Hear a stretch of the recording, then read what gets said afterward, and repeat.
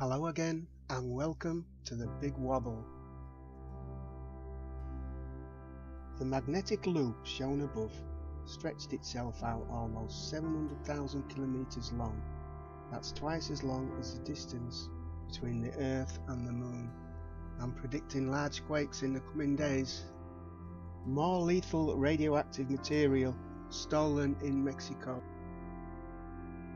A vicious 24-hour spring storm closed the interstate, leaving 1 dead and more than a dozen injured, including a wildfire and the largest snowfall of the year for Salt Lake City.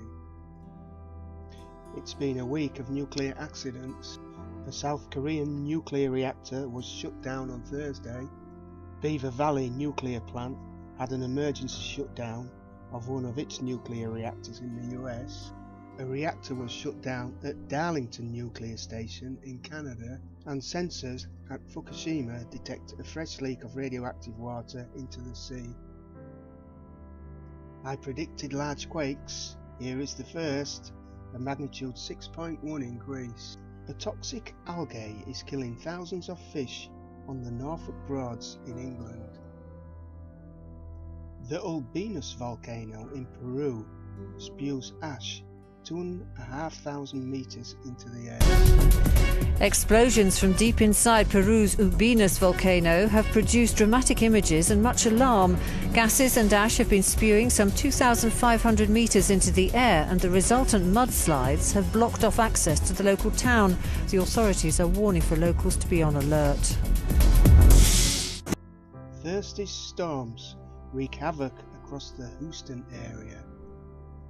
From flooding to hail, building damage and a tornado watch. What a beautiful video this is. The Volcano of Fire. Mexico's Colima volcano spews a giant 3.5 kilometer high column of ash into the Mexican sky. It is the most active volcano in Mexico. Earthworms have been raining down over large areas of southern Norway, leaving meteorologists and biologists scratching their head.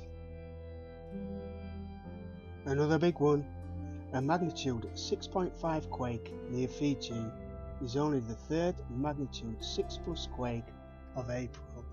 It is also the 28th magnitude 6+ quake of 2015.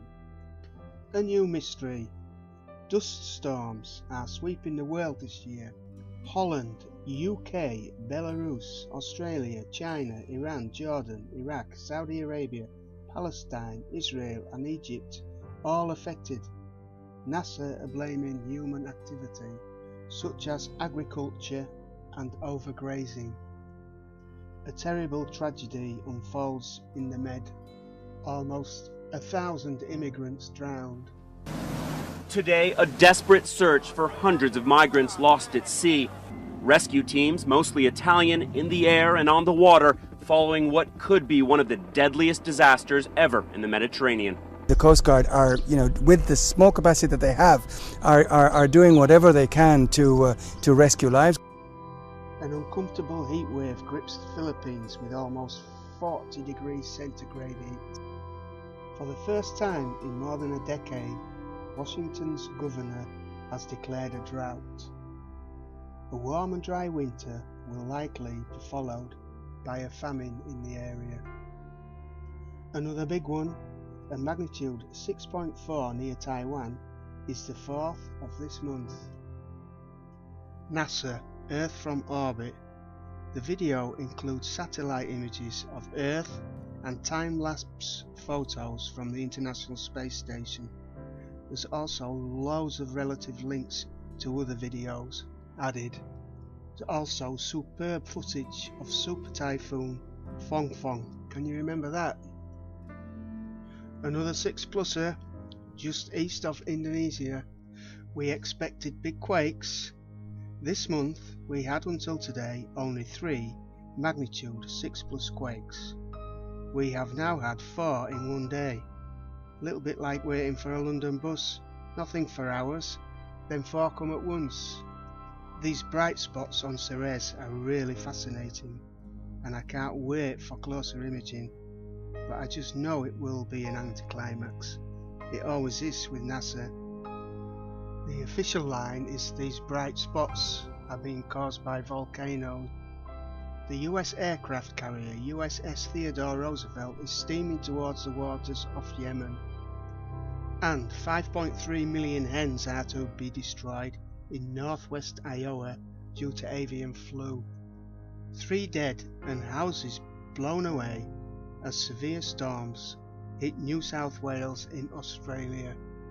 There's a remarkable video here showing a house floating down the street. The storms were so bad.